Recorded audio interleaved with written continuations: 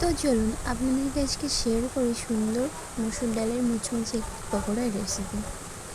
তো কিছুই না, প্রথমে কাঁচা লঙ্কা, পেঁয়াজ, আদা, রসুন সমস্ত কিছুকে ভালো করে ধুয়ে মিক্সারে দিয়ে ব্লেন্ড করে নিতে হবে। তারপরে ব্লেন্ড হয়ে গেলে সেটার মধ্যে শুকনো লঙ্কা দিয়েছিলাম, আপনারা চাইলে কাঁচা লঙ্কা দিতে পারেন। তো শুকনো লঙ্কা দিলে আমার বেশ ভালোই লাগে, একটি স্ট্রং ফ্লেভার আসে। সেটাকে ভালো করে ব্লেন্ড করে সমস্ত মিক্সচারকে একসাথে আগে থেকে ডাল বেটে রেখে দিয়েছিলাম। তো সমস্ত মিশ্রণকে লবণ হলুদের সাথে সুন্দর করে মেখে সেটা একটা সুন্দর ব্যাটার তৈরি করতে হবে।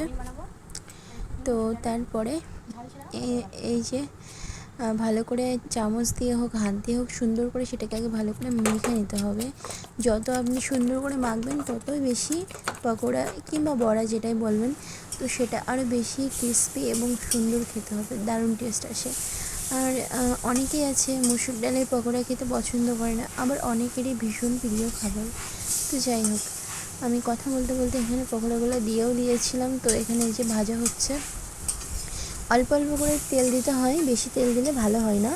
তো এখানে অল্প অল্প করে তেল দেওয়ার পরে আস্তে আস্তে করে এটা ভেজে নিতে হবে সুন্দর করে। তো যাই হোক, খেতে হয় অসাধারণ।